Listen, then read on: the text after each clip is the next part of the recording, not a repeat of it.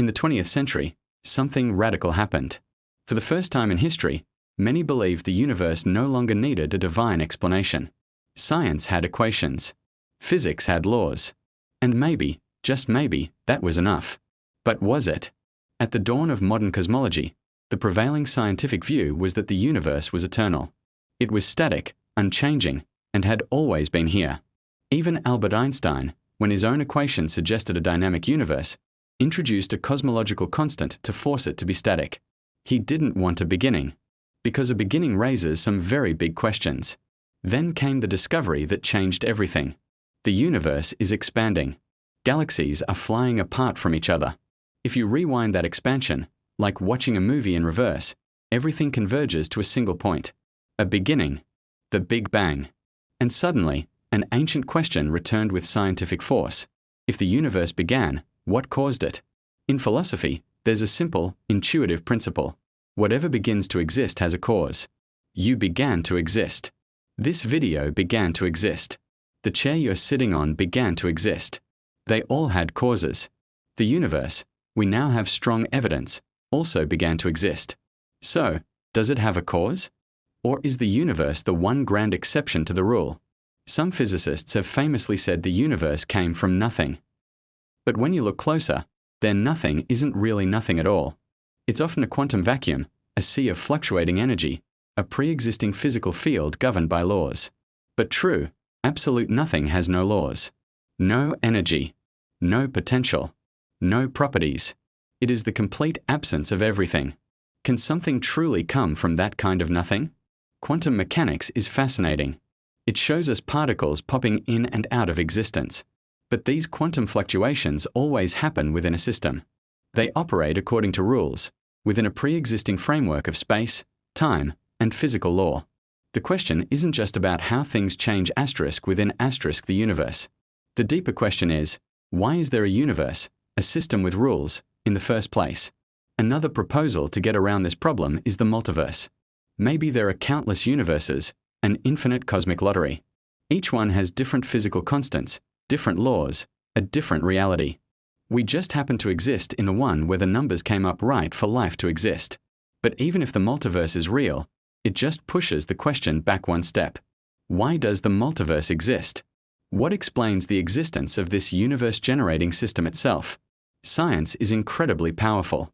It explains asterisk how asterisk stars form, asterisk how asterisk gravity works, and asterisk how asterisk particles behave.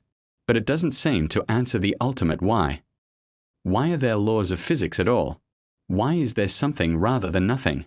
The question didn't disappear with the advance of science. It just got bigger. This brings us to a classic argument, updated for the modern scientific age. It's very simple. Premise 1. Whatever begins to exist has a cause. Premise 2. The universe began to exist. Conclusion. Therefore, the universe has a cause. This isn't theology. It's a logical syllogism. The real debate is whether the premises are true. The evidence for a beginning, premise 2, is strong. We have the expansion of the universe. We have the cosmic microwave background radiation, the leftover heat from the initial explosion.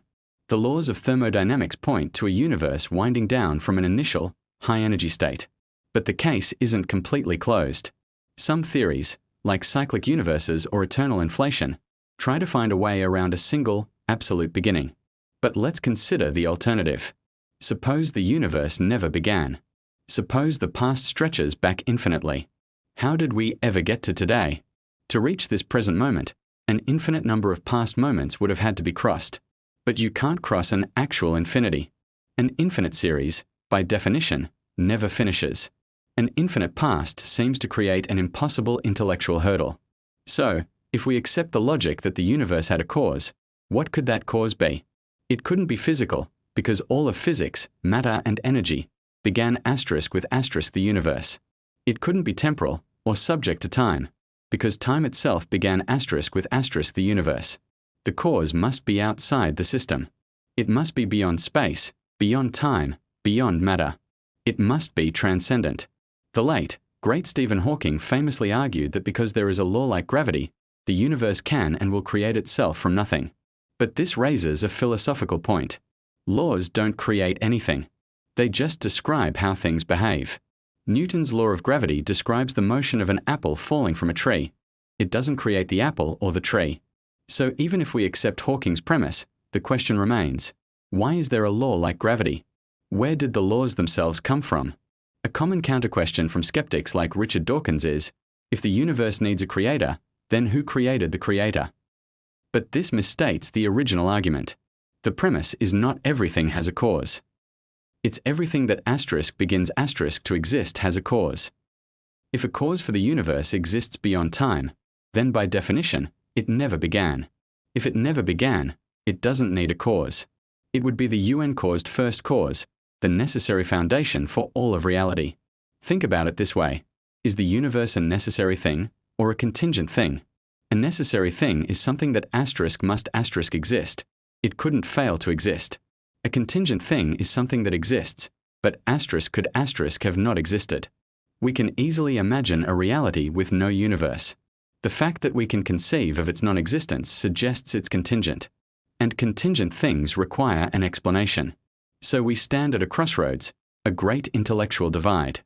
Either the universe's existence is just a brute fact. It's here, it has no ultimate explanation, and that's just the way it is. Or, its existence is grounded in something beyond itself, a foundation, a necessary reality. The precision of the universe adds another layer to this mystery. The fundamental constants of physics, the strength of gravity, the electromagnetic force, the nuclear forces, are fine-tuned to an astonishing degree. If you were to change them by even a tiny fraction, the cosmos as we know it couldn't exist. Stars wouldn't form, chemistry would be impossible, and life would never arise. Some see this as evidence of intelligent design. Others see it as pure chance, a cosmic jackpot. But the precision itself is an undisputed scientific fact. To avoid the implication of design, the multiverse is often proposed. With an infinite number of universes, one was bound to get it right.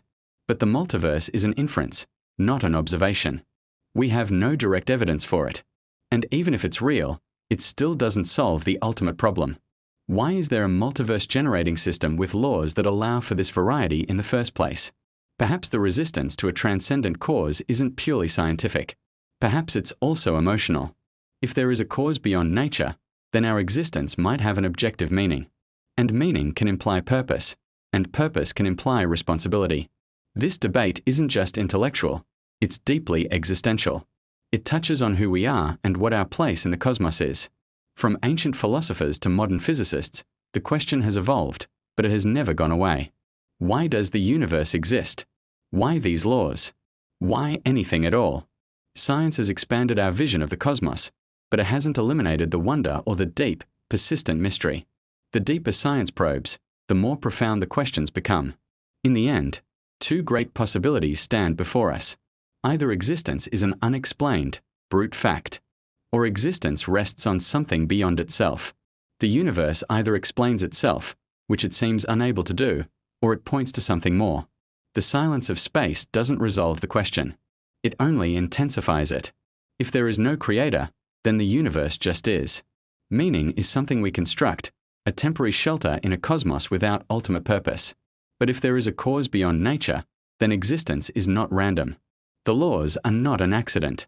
And our lives are part of a story much larger than ourselves. The real question isn't which explanation is simpler, but which one explains more. Which view better accounts for the beginning, the order, the fine-tuning, and the emergence of conscious, rational minds that can ponder these questions in the first place. Perhaps reason alone cannot take us all the way to the answer. But refusing to ask the question isn't an option for a curious mind. It may be the deepest question we can face. And it refuses to go away. What do you think explains it best? Let me know in the comments below. Thanks for watching.